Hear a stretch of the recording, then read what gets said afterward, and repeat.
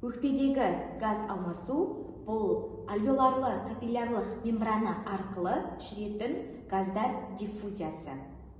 Оттек диффузиясы жүру үшін ол 5 қабаттан өтуі қажет. Біріншісі альвеоларлық қабат, екіншісі капилляр эндотелия, үшіншісі альвеоларлық қабат пен капилляр эндотелия арасында орналасқан интерстициалды сұйықтық, төртінші плазма, бесіншісі эритроцит қабықшасы. Өкпе диффузиясы жүру үшін Фиг заңы қолданылады.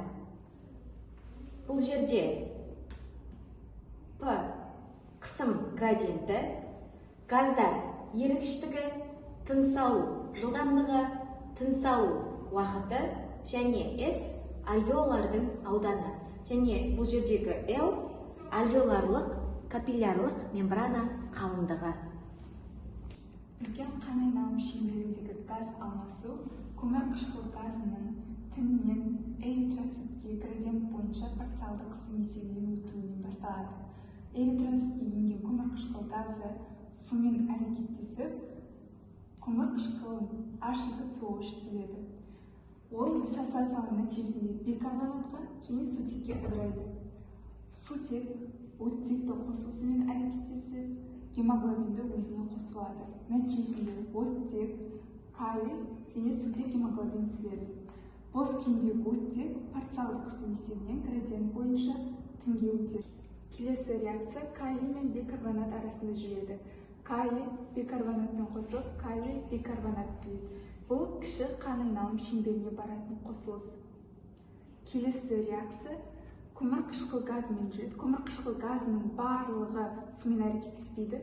Оның бір бөлігі сутек гемоглобинмен әрекеттесіп, H гемоглобин CO2 түзіледі.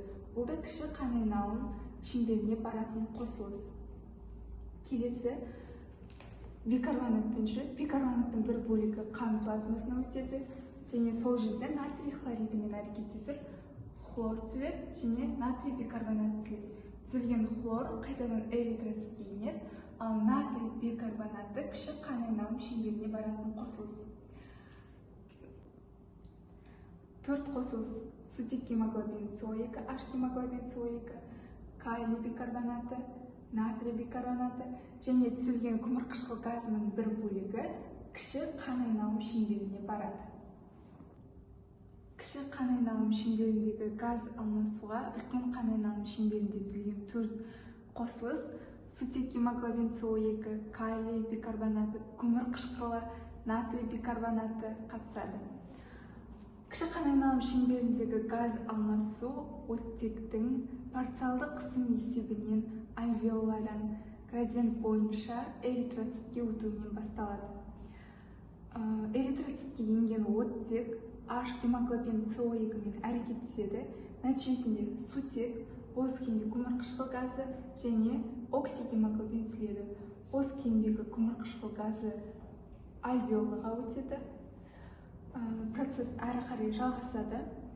Келесі қосылыс ол калий бикарбонаты. Калий бикарбонаты оксигемоглобинмен әрекеттесіп, калий гемоглобин оттек және бикарбонат түзіледі. Түзілген бикарбонат сутекпен әрекеттесіп көмірқышқылын түзеді. Ол суға және көмірқышқыл газына ыдырайды. Пайда болған көмірқышқыл газы градиент бойынша альвеолаға өтеді. Келесі қосылыс ол натрий бикарбонаты. Натрий бикарбонаты хлормен әрекеттесіп, натрий хлориді және бикарбонат түзіледі. Түзілген бикарбонат дәл осы реакцияға түсіп, көмірқышқыл газы түзіледі.